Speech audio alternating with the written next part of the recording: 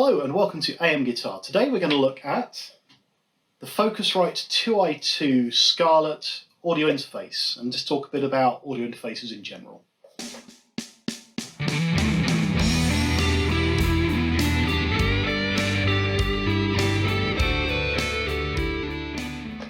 So the Scarlett 2i2 is a fairly standard interface. It's used by a lot of people. Scarlett, Focusrite in particular, are a very well respected company for making this kind of stuff. And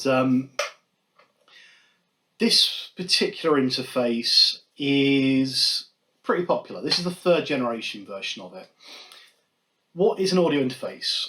What it does is it allows me to connect instruments and microphones to my computer and record them with very, very little delay and latency, which you can't do just plugging a guitar straight into the microphone socket on your computer, for instance. And it also allows me to do a few other things like pass the sound out to a monitor, to headphones, add some what they call air to it, and a few other things. Now, I was using a Behringer. That was beginning to suffer a little bit, so I decided to have a chat with Focusrite and buy one of these from them. I did get a discount. This is a reconditioned one, not a brand new one. New, they are £140, I believe, at the moment. So what features does this have? So first of all, on the front, you have two of these hybrid XLR jack type inputs, which allow you to put either a microphone in, an instrument in, or you could use a DI box, direct input box, direct injection box. You can use a DI box to take an instrument, an unbalanced instrument, and balance it through the DI box and stick it into here through an XLR. Both are the same, so you can do both of them. They have a preamp built in with a volume control. They have an instrument button, so if you're running an instrument directly into it, you press the instrument button if it's on a jack, and that gives it a bit of a boost. If you are running it on an XLR, it automatically balances itself. You don't need to use the instrument. And it has an air button, which changes the EQ a little bit to an emulation of a kind of an older type of preamp they used to use, which people really like. You have 48 volts phantom power for microphones that need phantom power. You have your earphone socket where you can direct monitor the instrument or microphone without it going through the computer. You have a couple of options. You can monitor, if you've got one input or even two inputs, you can monitor it so that both are going to both ears, or you can do it on stereo so that the left ear or whatever's in one goes to your left ear, whatever's in two goes to your right ear. And you also have this big external monitor knob, which allows you to connect to one or two external speakers. So basically you plug an instrument or a microphone into this and it feeds it into your computer and you can record it with a DAW or whatever you're going to use. I'm using Reaper at the moment, so I thought I'll just plug it in, show you how it works.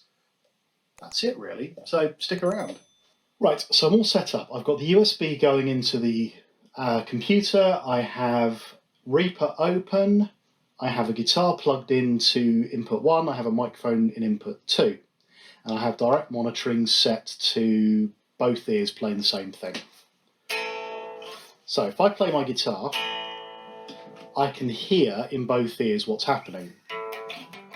But I can also hear what's coming out of the computer as well.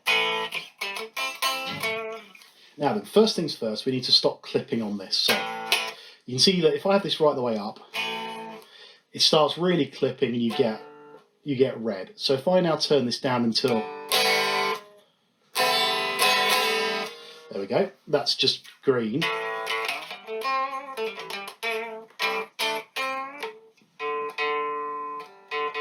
Okay, and if I start recording,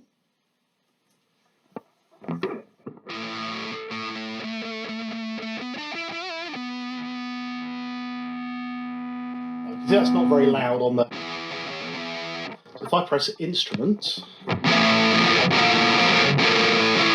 It's getting there, so you need to turn it down a bit.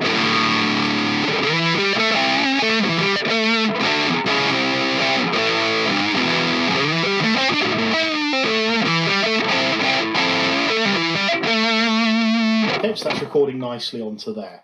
Now, if I want to start using the microphone, what I can do, I add another track.